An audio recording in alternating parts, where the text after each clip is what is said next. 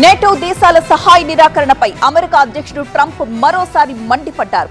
America నుంచి ముడి చమురు కొనుగోలు చేయాలని, లేకుంటే హార్మోజ్కు వెళ్లి ముడి చమురును కొనుక్కోవాలని నేటో దేశాలకు సవాల్ విసిరారాయన. అమెరికా భూతల దాడులు చేస్తే రెడీ అంటూ ఇరాన్ ఒక వీడియో విడుదల చేసింది. అమెరికా అధ్యక్షుడు ట్రంప్ కు మిత్ర దేశాలు మరోసారి షాక్ ఇచ్చాయి.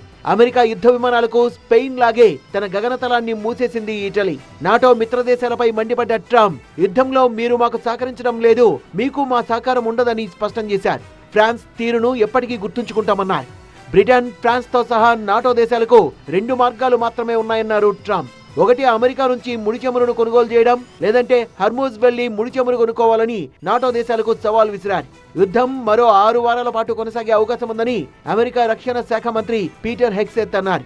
అమెరికాతో వెంటనే డీల్ చేసుకోవాలని ఇరాన్ కు సూచించారు.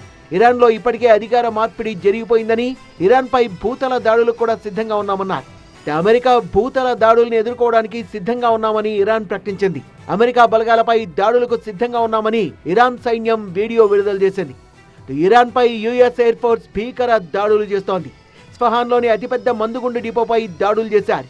1000 కిలోల బంకర్ బ్లాస్టర్ బాంబులు వేసింది అమెరికా. స్ఫహాన్లో మందుగుండు డిపో పేలిపోయింది. మందుగుండు డిపోలో పెద్ద ఎత్తున మిస్సైళ్లు, డ్రోన్ ఇన్ఫ్రా పేలిపోయాయి. ఇందులో న్యూక్లియర్ సంబంధిత బాంబులు కూడా ఉన్నట్లు అనుమానాలు వ్యక్తమవుతున్నాయి. ఇరాన్ లో ఇప్పటి వరకు 11,000కు పైగా టార్గెట్లపై అమెరికా దాడులు చేసింది.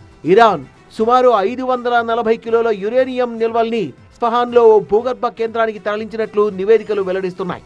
మరోవైపు తమతో ఒప్పందం కుదుర్చుకోకపోతే ఆ దేశంలో భారీ విధ్వంసాన్ని సృష్టిస్తామని ట్రంప్ హెచ్చరించారు. ఇదే సమయంలో భారీ ఎత్తున దాడులు జరగడం ప్రాధాన్యం సంతరించుకుంది.